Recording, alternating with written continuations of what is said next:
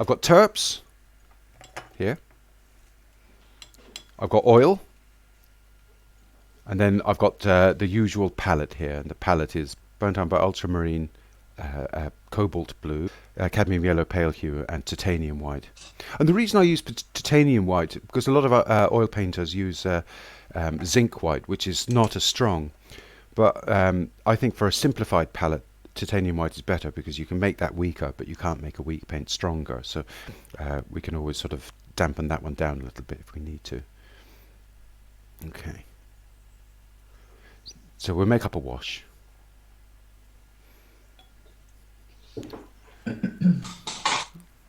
Right. So the first thing I'm going to do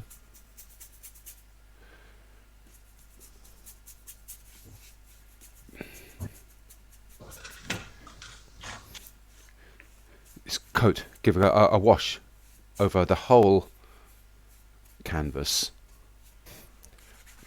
Wipe that back a bit. I think I will use this brush here. That is a number 6. Not sure what that actually means really, because that doesn't look like 6mm. That looks like a centimetre. That's a brush. It's a nylon bristle brush, perfectly good for this size and this texture of canvas. And we're going to start off. Let's do our sort of. Let's get ourselves a little bit of a grid,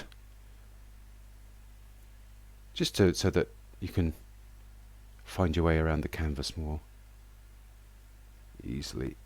You don't have to do this, but sometimes it's useful.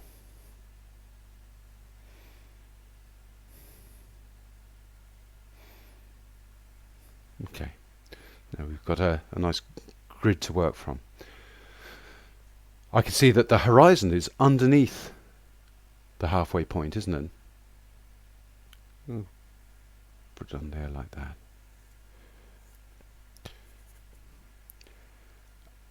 Our birch tree is on the 3rd. Our house is in the middle of that section.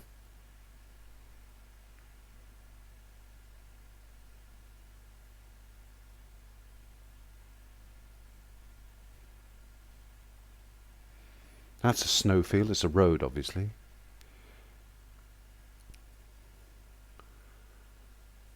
Trees. Now imagine if you were standing here painting.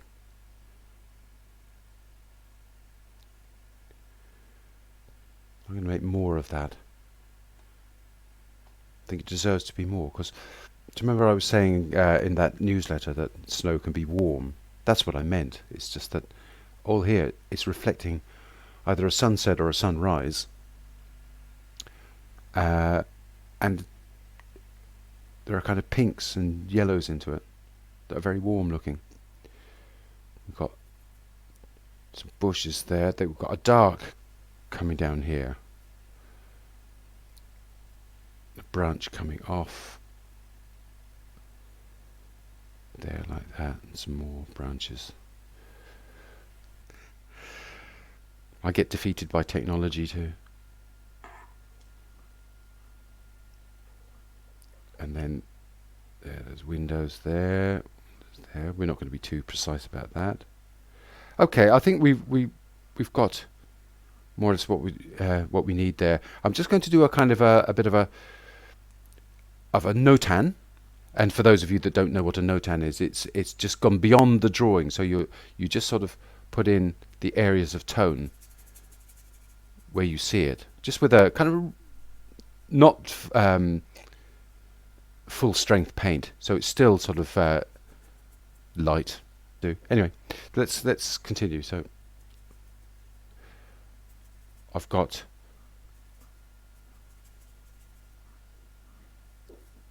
darkness coming up there.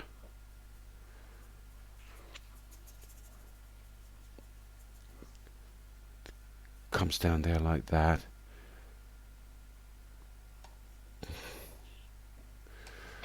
Okay, there.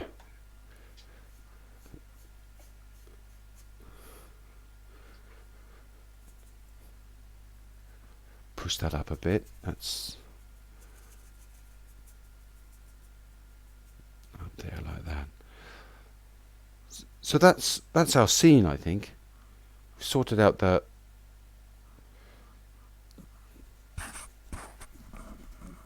the tonal quality of the design. Okay, let's start painting, and I think I might start with the darks. I'm going to mix up some burnt umber and a little bit of ultramarine blue in this case.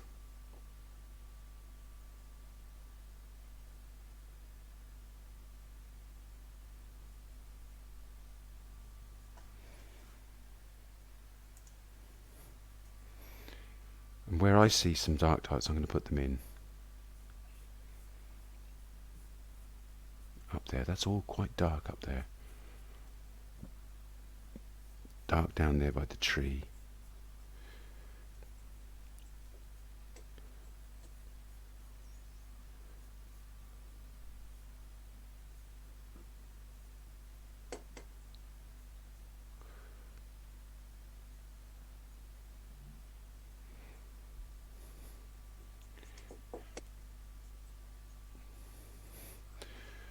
A little bit dark above the house there. I might make more of the house, bring the house up there a little bit. That tree comes down there like that.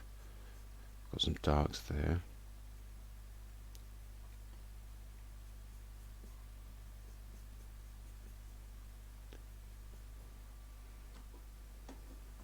Okay. Now there are some reds, aren't there? So first, I don't know what it is, dogwood or something. You see it at various places. So let's make up that. So it's permanent rose and cadmium yellow pale hue, and a little bit of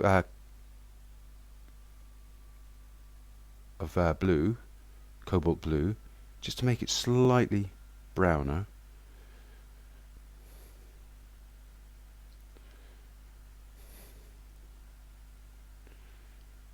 Something like that.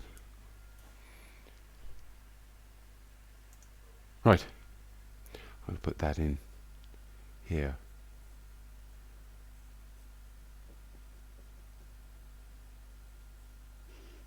Where else do I see it? It's kind of in front of that house there. Around here a little bit.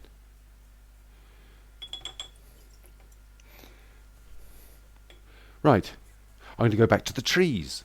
Obviously they're a dark green, but there's a bit of distance between us and the trees, and there's also a kind of a light dusting of snow, so that it all kind of serves to make everything paler. And we want it to be paler anyway, because it's not a photograph. We need to send those trees into the background just to give the painting a sense of depth.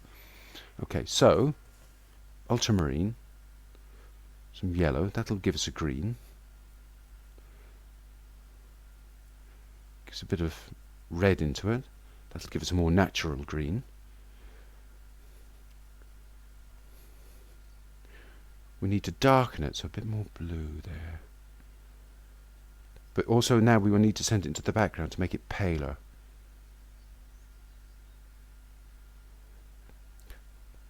I'm going to start out with that and then make it paler as I move through the painting. So putting it up there, around here.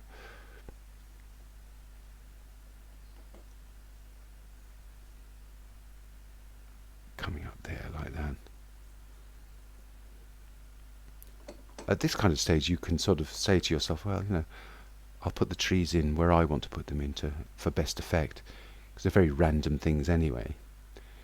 Okay, so we've got trees there now. Let's do something with that house. So the house is obviously painted white. But as we know, white isn't white. The house is in not really catching warm light. It's not like the snow in the bottom left. Although, just for effect, we might change that. But the roof obviously has a dusting of snow. and it's over towards the blue sort of end of the spectrum. So let's make up something that we can use. Get some white, get some blue. I was going to put some red and some yellow into it as well, just so that it's not just a straight blue and white mix. A bit more blue, a bit more blue. Something along those lines, because we're gonna be working a lot off of this area of the palette because of that snow.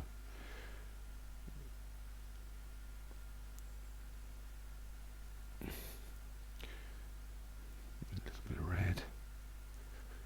Okay, let's try that. It's actually darker than that. I must make it darker in places.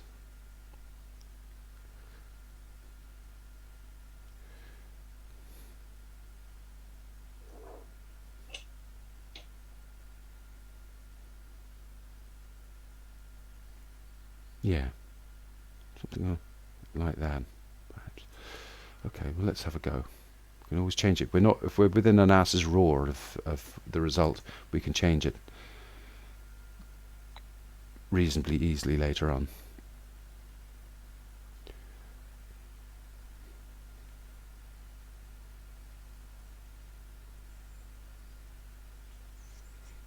Push that out there. Push that up there.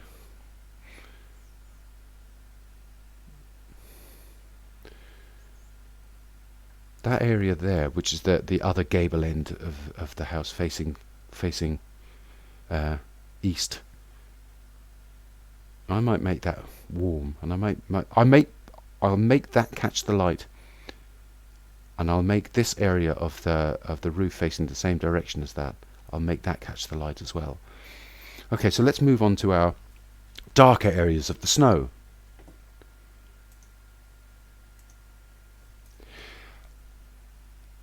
Especially that there's that kind of we might do that ice. Maybe that's a lake. Maybe the whole thing, all that snow, that cool snow, is covering covering water. Yeah. Okay. All right. So it's a green. Green. So I'm going to come over here. It's very pale, and it's more blue than that.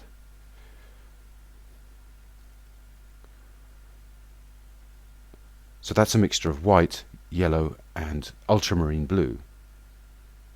Okay, let's put that in.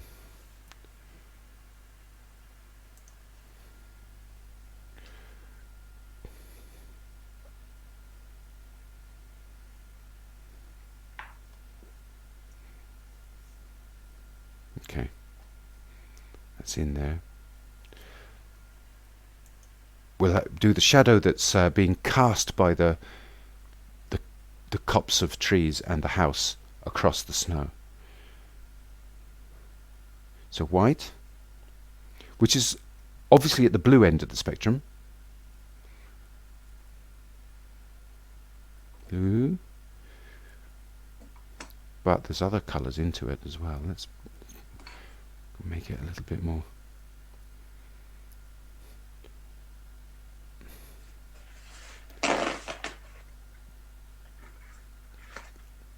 Okay, let's put that in. And that will do for some of the other drifts that we see around as well, just to start us off. So, all along here.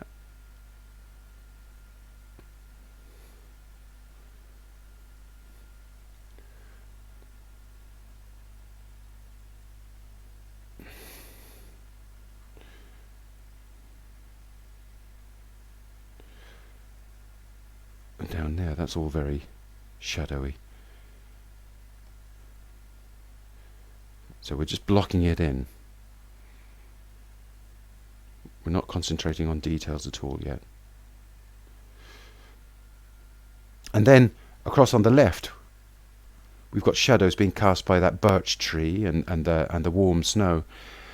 Painting is all about contrasts as well. So we've got the all that warm snow here, and we definitely want to make the shadows look cold, because that's the contrast. And that will make the warm parts look warm, and the warm parts will make the cold parts look cold. And the palette that we're using is quite cold anyway. All the colours are cold apart from the burnt umber. I'll show you just in a second here. Titanium white is cold. Cold and harsh if you put it in on its own.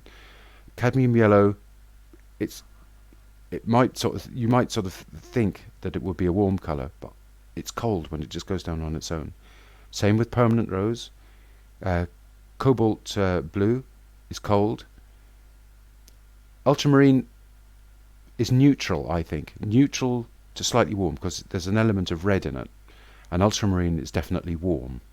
But to make your warm colours, you can make any colour you like, and if you add those two, not just one, but both those two into it, you'll make it warm, or you'll heat it up. It's a concept in painting, temperature, because obviously it's just the way you feel, and some people feel it differently than others, but in the main, that's what you do with this palette. It'll vary with other palettes. If you had cadmium red medium on here, it starts getting very warm. Cadmium red dark, you're getting closer and closer to red, to cadmium red, in fact, and cadmium red is the warmest of all. On the other side, if you mix it going towards green, it will get cooler. The reason we use this yellow is that it's neutral in terms of its hue. This all gets quite complicated, but on the colour wheel, that's closest to the pure yellow. So that means it's not going towards red very much. It's not going towards green very much on the colour wheel. So that means you can mix blue into it and get a nice bright green. You can mix red into it and get a nice bright orange, which you can't do with cadmium yellow, cadmium yellow deep or cadmium yellow medium. Because they're going towards red, if you want to make a green out of it and you put blue into the yellow, it just goes muddy. It's in that sort of e-book that I put together about colour, which is on my website.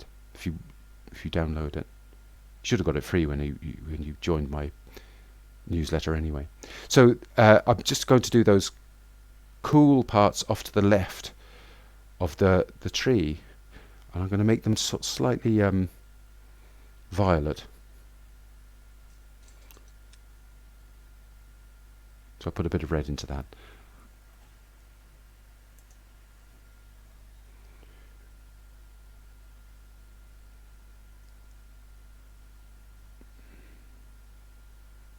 That comes down there. That's being cast by the tree itself. And then you've got this part here. It comes across there like that. Okay.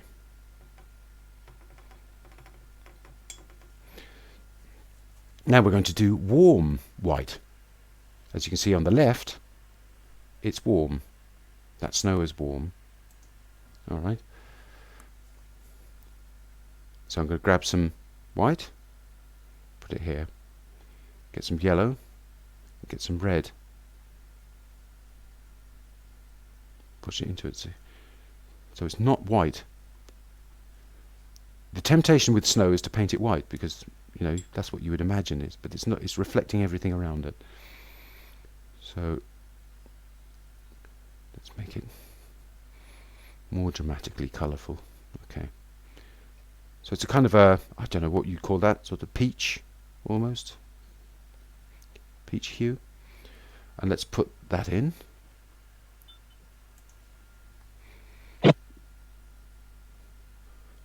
I'm going to make it more peachy. I really want a dramatic sort of difference between the warm snow and the cool snow. So,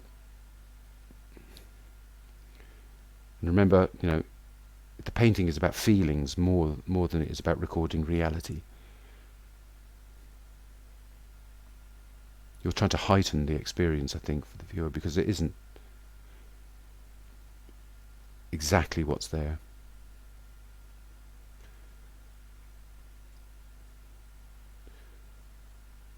get rid of that, that's fine. And that can go around there.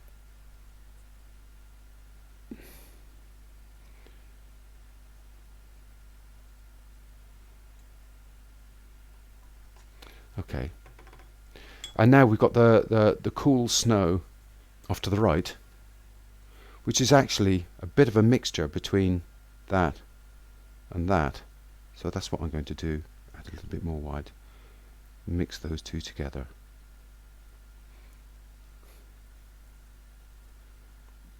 It's slightly pinker than...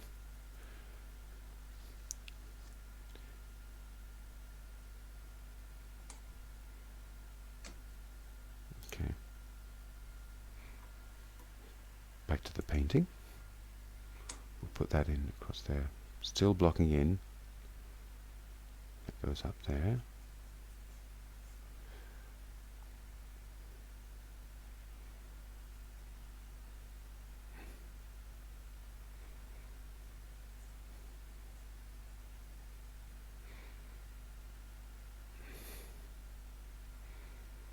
And it also kind of occurs around here. Those sort of, I don't know what you call it. When I used to go skiing, they call them boss. You know, they're sort of tussocks or lumps of undulating ground. They're casting shadows as well. Right. So we've got that's kind of blocked in. Let's do the tree. And the tree is kind of roughly the same, but it's a bit darker. The lit areas in that tree are nice and warm. And the shadow areas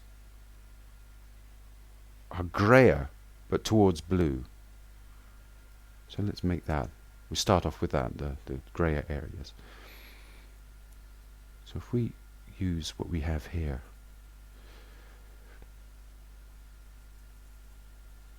and the tone is more important, worrying too much about the colour will just slow you down.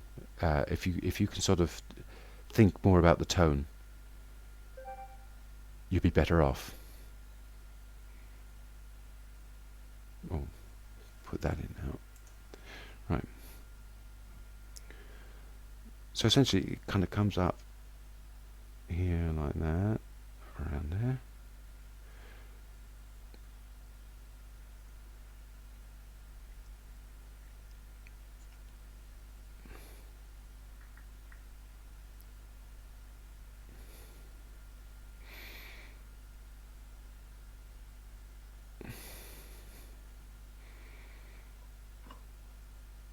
Up around there. You've even got these bits coming in here.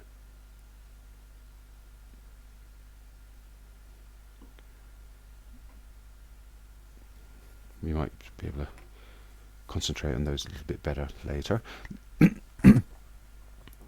Before I do anything else, I'm going to put in the sky. Let's have a look at the sky. Make some white. I think I'll use ultramarine. I'm enjoying using the ultramarine at the moment. So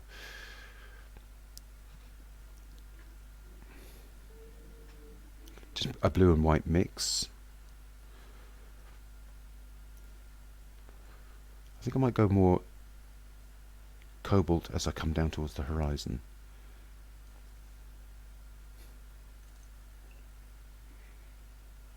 There's a blue and white mix there for the sky.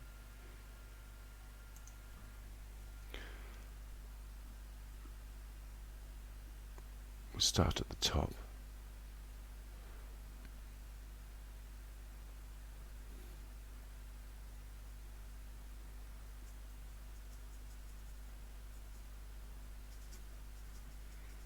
Like that. Now I'm going to make a more cobalt mix.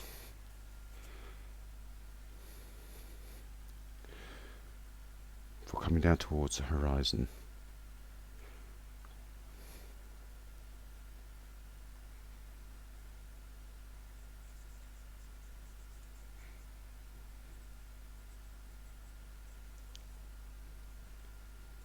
It's different. See, that's a greener blue now. than that one. That's a redder blue. Let's go back to the painting.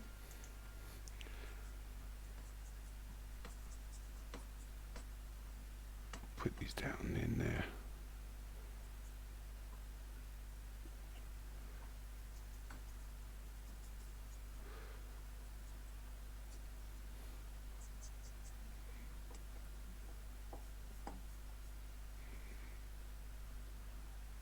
I've kind of left an area to push these trees up, just so that I don't sort of end up creating mud, a field of mud. Okay.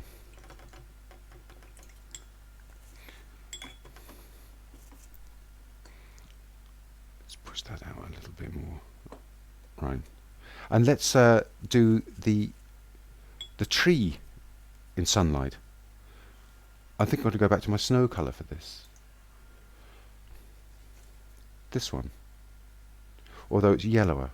Just going to add in a little bit more yellow to that. Just put in a bit of oil or something just to make it so I can move it around a bit more. Yeah. And then we'll apply that. Now, here, probably use a smaller brush here, but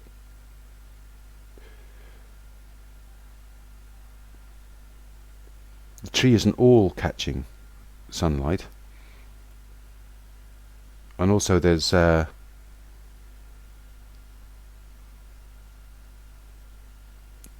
know what sort of birch bark is like. It sort of it has dark parts in it.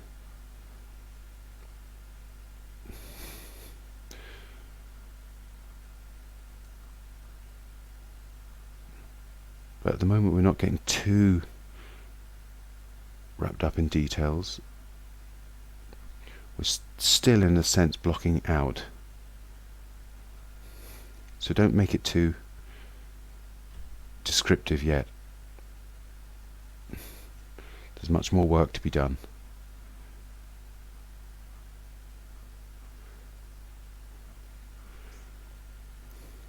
I suppose it's impressionism, isn't it, really?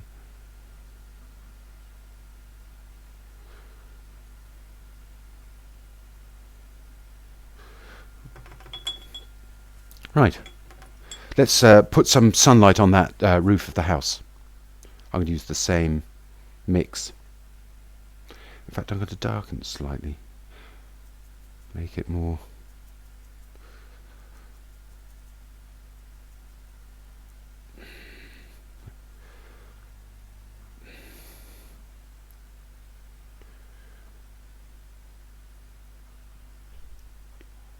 And it could be that, like, 10 minutes ago, the sun was on that roof, and you would have been struggling to catch up to to paint it because you set up your easel too late.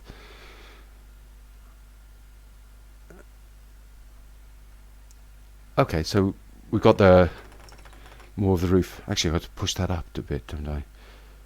Let's push that up. And it could be sculpted back into shape from the other side.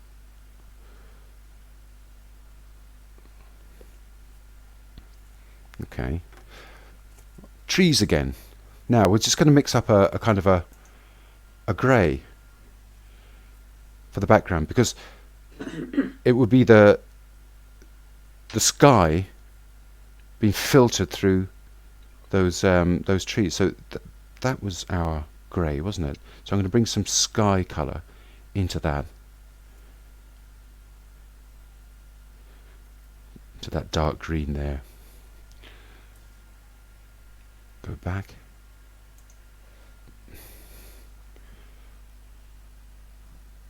Put these trees are sort of off in the distance, I think.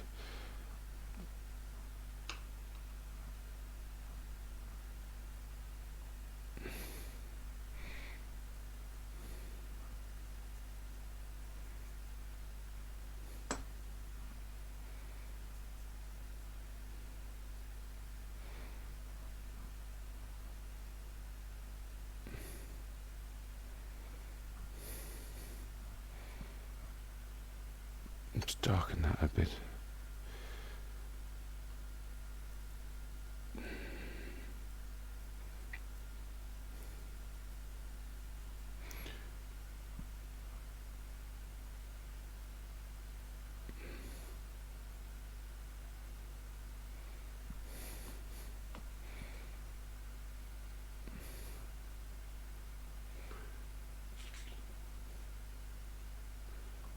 sort of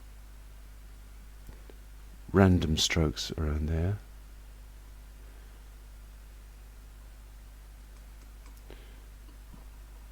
And around here.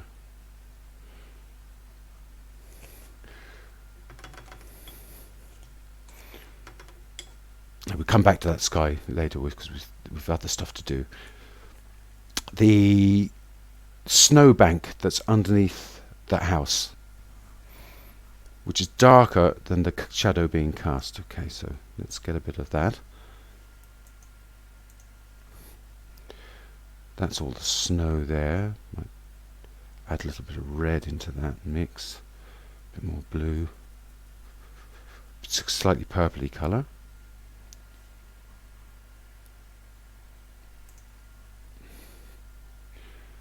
And that's going to go across there.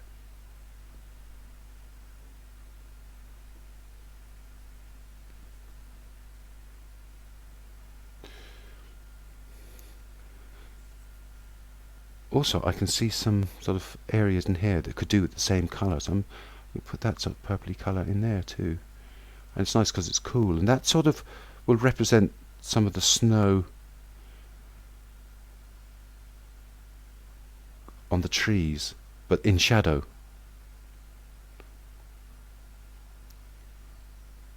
Okay, even in here a little bit.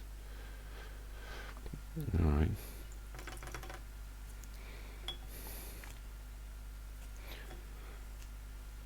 Now, in the background, I'm going to bank up the redness of those trees on the left-hand side. They're reddish, almost a very dark golden bronze colour.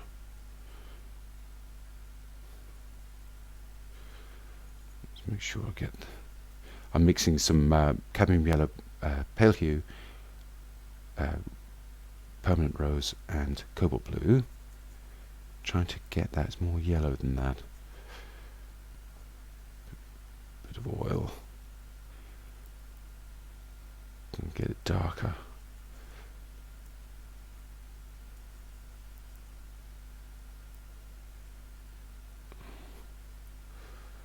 I always mix incrementally because if you do too much in one go, you can go all over the place and you never get it back. You'll have to start again in a different position on your palette.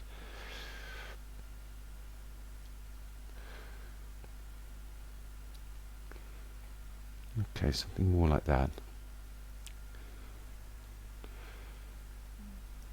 That's all around there. Just needs to be.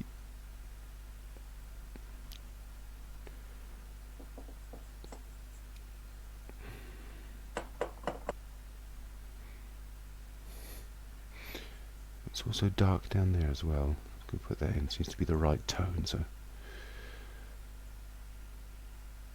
I'm going to change my brush. Things are starting to get smaller. So big jobs, big brushes. Small jobs, small brushes. That's what I was using. And that's what I'm going to use now. There. So, stuff to do around here as well, which is a kind of a green, darkish green parts of it. I'm going to put that in around here, and there's a kind of a dusting of snow over that, which we'll do later. And it goes around here too. There's kind of some darks around here, which we don't know what they are, so we don't have to make them descriptive.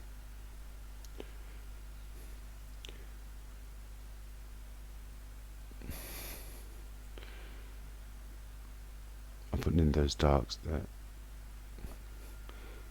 It just gives me a sort of a steer on where I'm supposed to be. We'll have them in. I'm going to shape that roof a little bit more.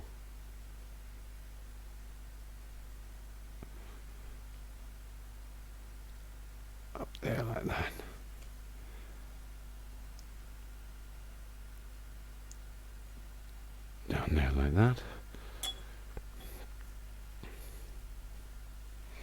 In here. There's something light in here, like a shed or something. Essentially it's just a grey. So I'm going to pick up one of the greys that I had anyway. I'm going to put that in here.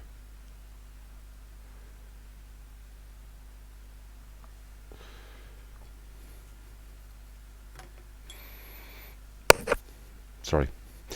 Now, some darks in that birch tree. I'm bouncing around all over the place, aren't I? But it's a dark and it's kind of a dark green, so I'm going to use the same green. I'll show you mixing that up because otherwise it'll be confusing. Making a ultramarine, yellow, permanent rose.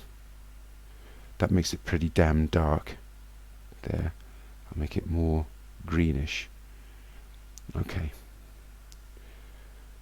I need to just sort of dilute it slightly because otherwise it'll be too much on the brush and it'll come off in strange ways. So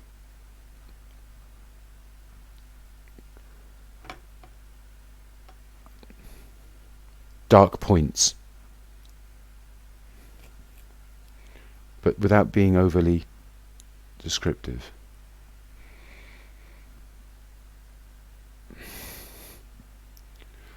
And which can all be sculpted if you want later.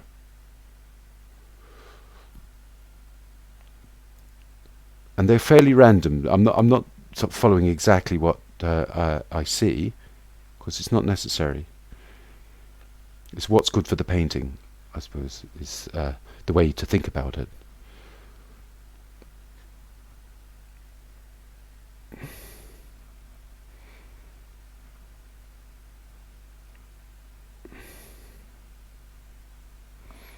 Right, you're done there.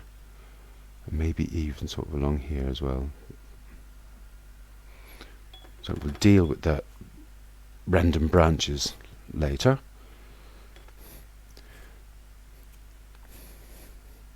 Now, got to go back into that field of snow on the right. We're using paint that I've already mixed up, so I've got the same one here. And just push that where I want it to go. Which is the beauty of oils, because you can just push them around.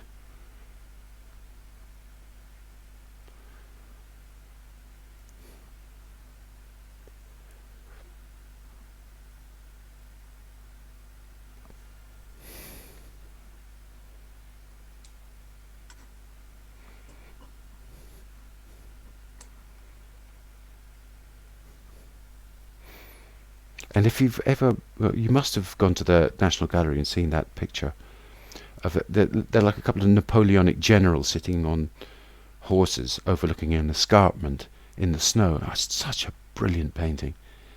It's one of my favourite paintings, Kevin. Messonnier, I think. Is that right? Yeah, it's absolutely beautiful. You could look at it for ages. stunning. And you could get cold looking at it as well. It's such a good painting. It's almost like a photograph. It's almost like you're there, which isn't necessarily what we're trying to achieve, but bloody hell could they achieve it. Some of those academic artists in those days.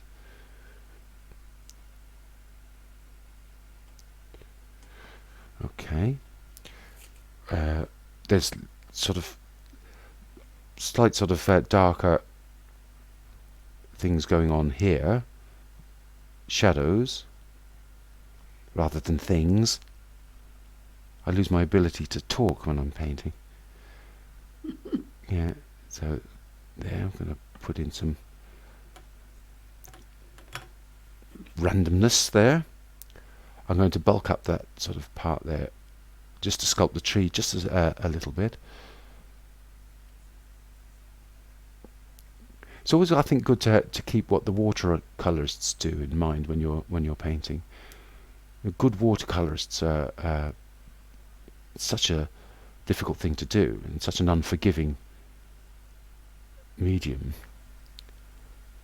But when you see a good watercolorist, how random and loose they are, because you have to be like that.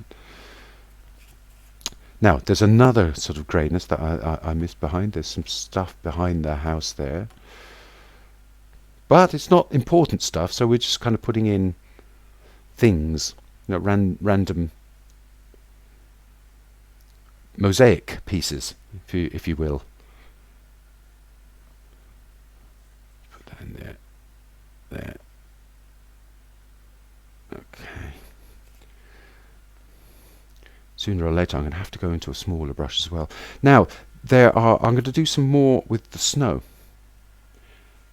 What I'm going to do is just make it brighter and slightly more varied, because you can see on the brightness of the snow, the real brightness, it's very bright indeed. It's actually blown out the highlights in the camera. We don't want to do that, but we do want a bit of variety in there. So I'm making a more yellow mix.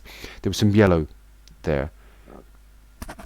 It has been kind of peach orangey, and I'm making it tilt towards the yellow a bit more, just for a bit of variety's sake.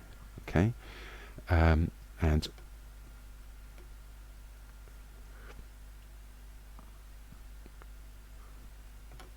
put that there like that. And let the strokes show, I think. Don't start flattening them out.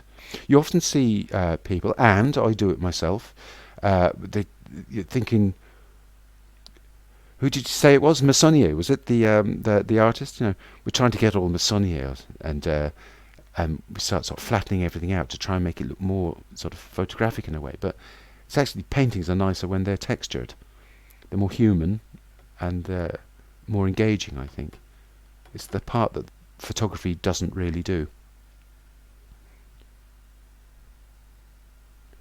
There, what we've got there, we can push that around there.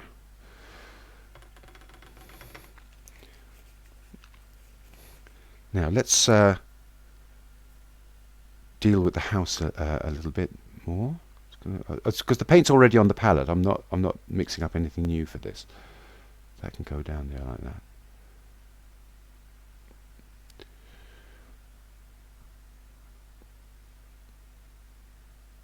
With shadows on the gables there.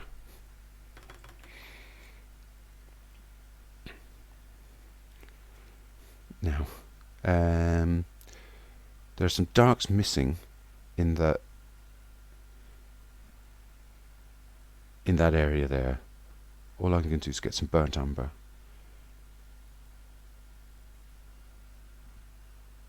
and make a few strokes in there. And that'll be good, because that'll make the darkness here will make the snow look brighter. So the blues here make the snow look warmer, but the darks make the snow look brighter. That's another contrast, a contrast of tone in a painting. You use it like a device. It's a way of getting what you want to, out of the painting.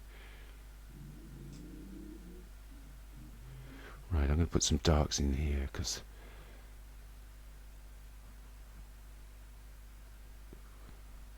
also we want the house to look brighter as well. So put some darks in there.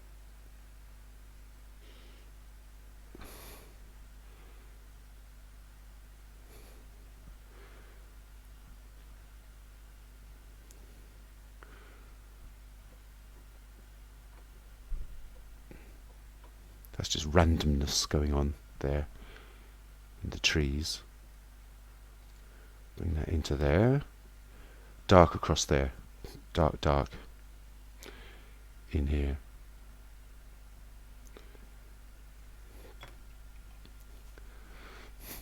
Now we've got some trees to do, haven't we?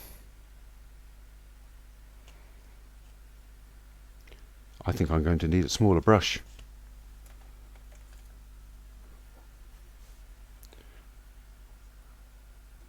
That is a number 1, it says.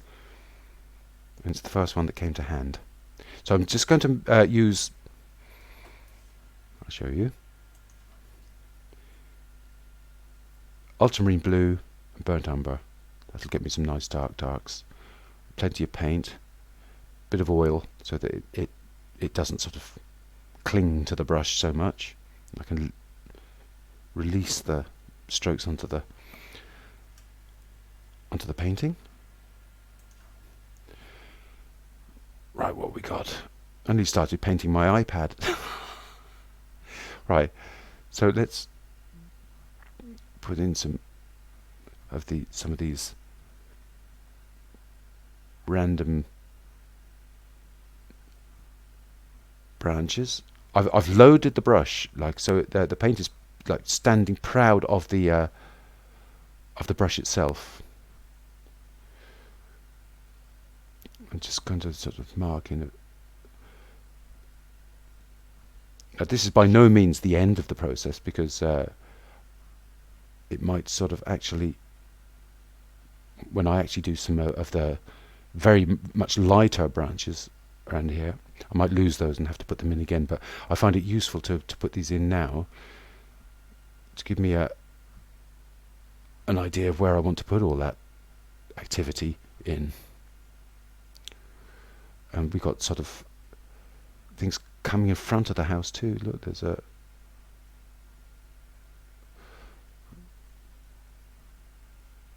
there's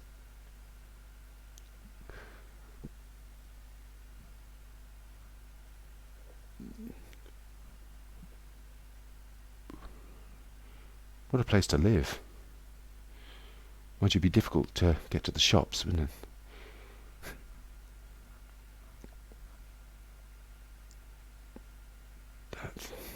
That there. So these darks are kind of sitting on top of the general blocked in part of the painting. And if you get your blocking in done sort of well, you don't have to do so much of this. You're just sort of hinting that there are things there.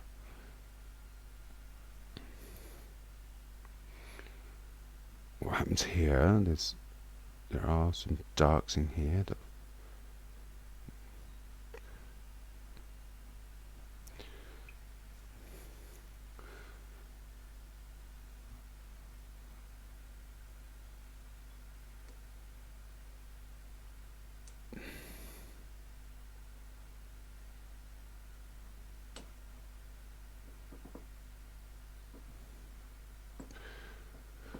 Okay. So those lighter parts are kind of grayer. Let's put them in. I'm just sort of scubbling the brush around to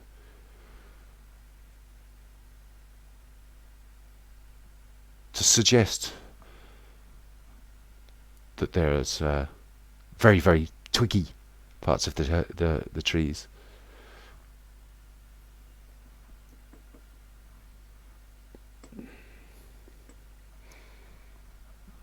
And even here there's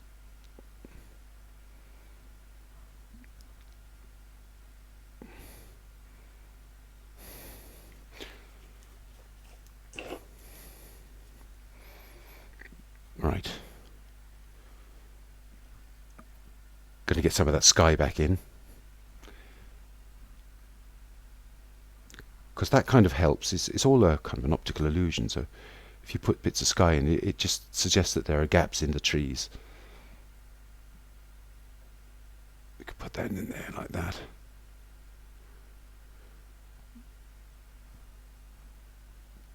Get some gaps in the trees there.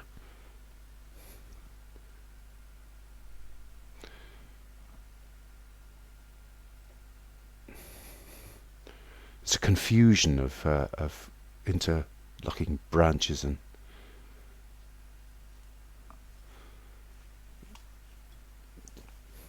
so you have to make it so that people don't concentrate on the one error that you made. Push that up into there. Now there's a bright, warm part underneath that house. I need to put that in.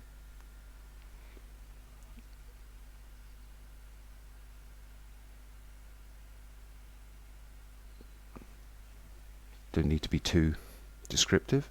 There's some warm brights coming down here, down towards the lake edge, I suppose.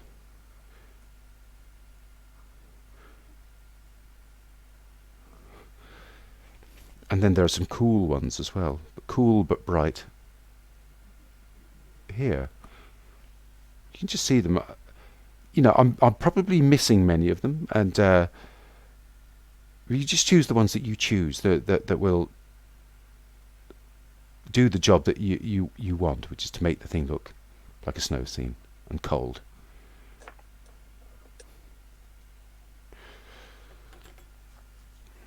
Now, more brights down about here.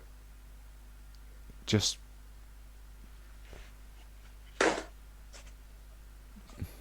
put them in. There are random little snow tufts, and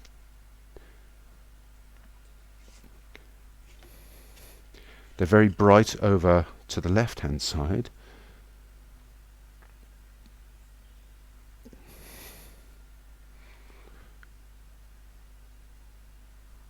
Suggest that they're there.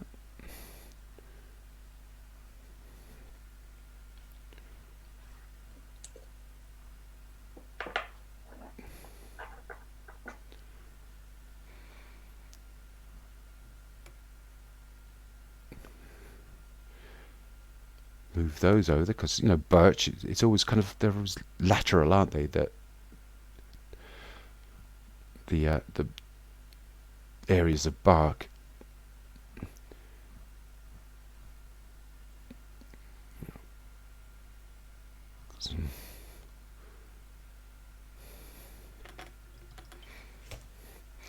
There are areas down here which are bright and warm. It's just catching the sunlight actually on the snow on the water.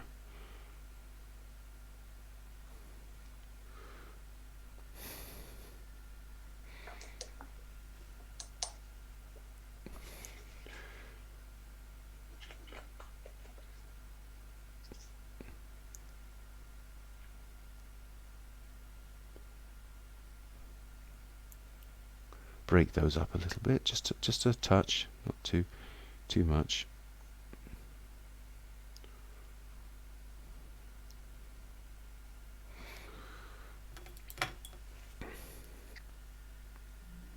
And down here as well.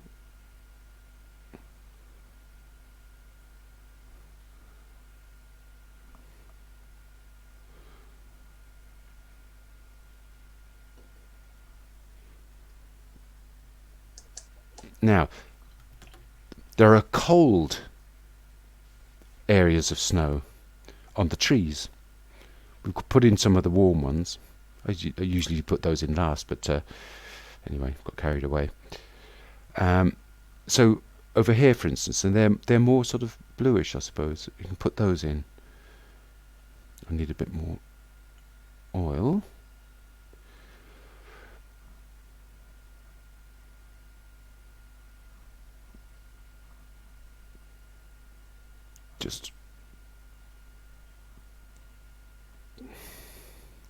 Just enough to make it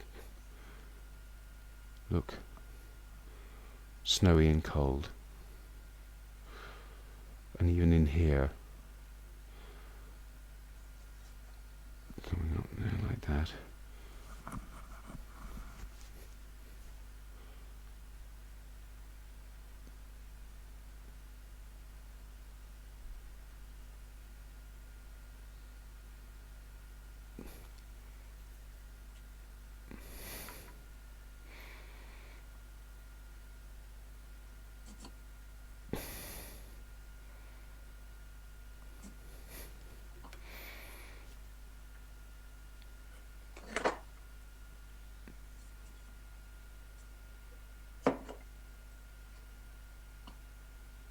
Randomness,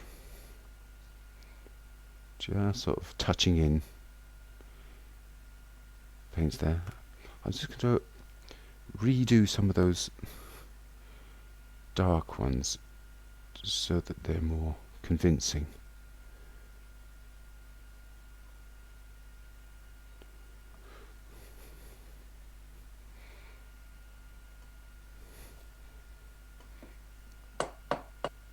snow off to the side of that.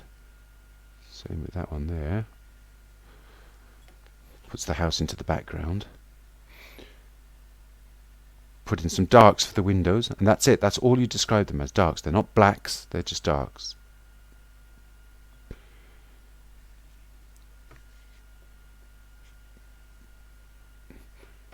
Eschew the word black.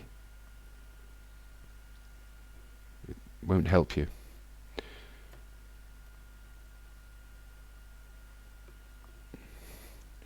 And they're just sort of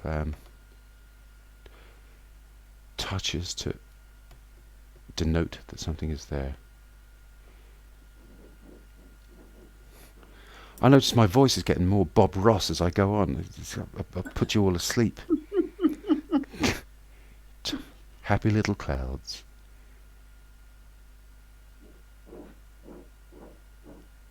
I'm putting myself to sleep.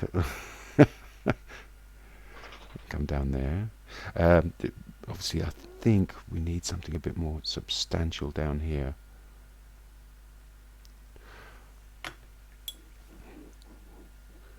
And I'm going to see if I can put in some brightest, warmest brights.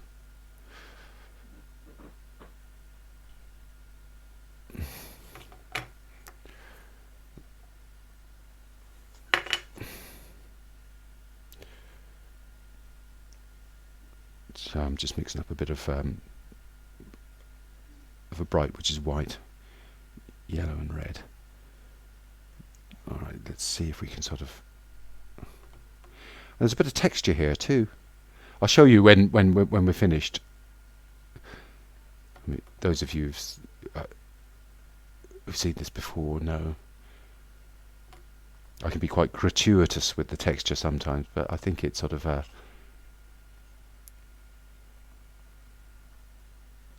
it's pleasing. Sort of flattening everything down. Turn your painting into a soup. A few sort of lateral lines along there. There's the tops of the tufts of snow are catching the light. I'm freezing now.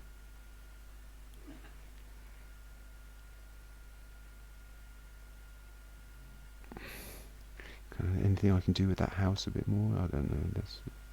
Maybe the top of the house could be brighter, just to make it more noticeable.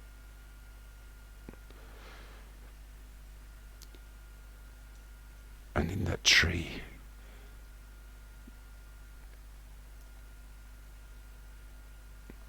you can just move the brush around so that the lines just go to give a little bit of texture.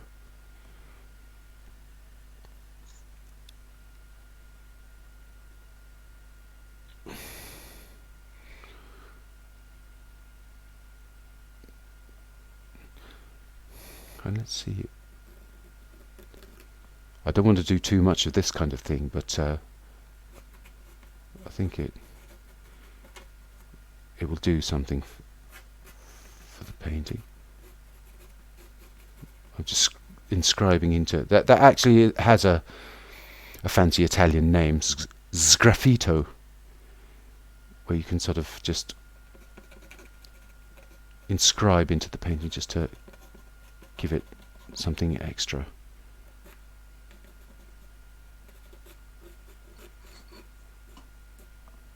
Okay.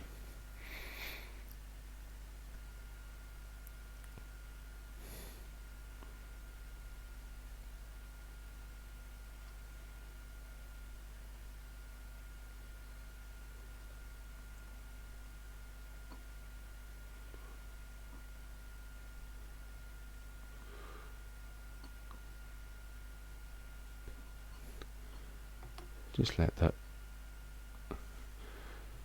Let's have a look. See, experiment with a bit more colour in that snow. Run the risk of messing it up.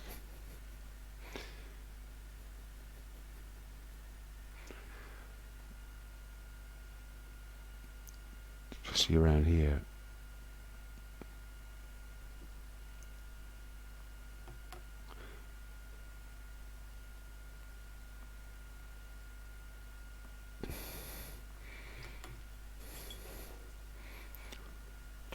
A few more darks. I just noticed that this tree is a little bit sort of denuded.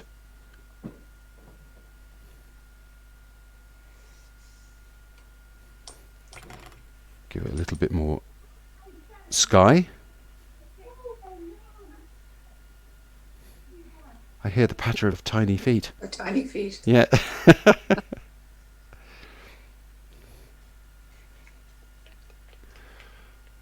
Sky. I'm just getting some sky in here because I wanted to just thin that tree out a little bit.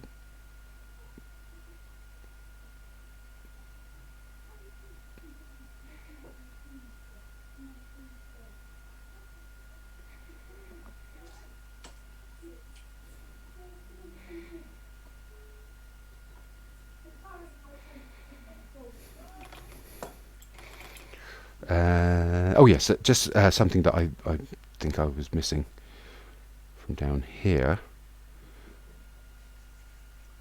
because that seems to, it's too pat to have that ending behind that tree, and it sure enough it doesn't. So I've got to do something here.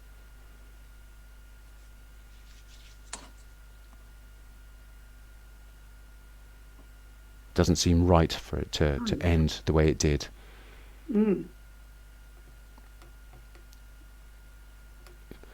Things have got to be believable, I think. Somehow, that you can't have.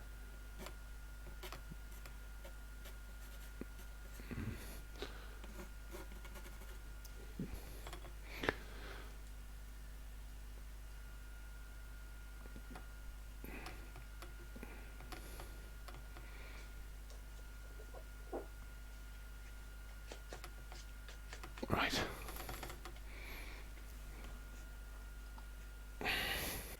Yeah, Okay. That's lovely. Beautiful. It's kind of a thing, isn't it, to know when to actually stop. My tendency is usually to carry on too long.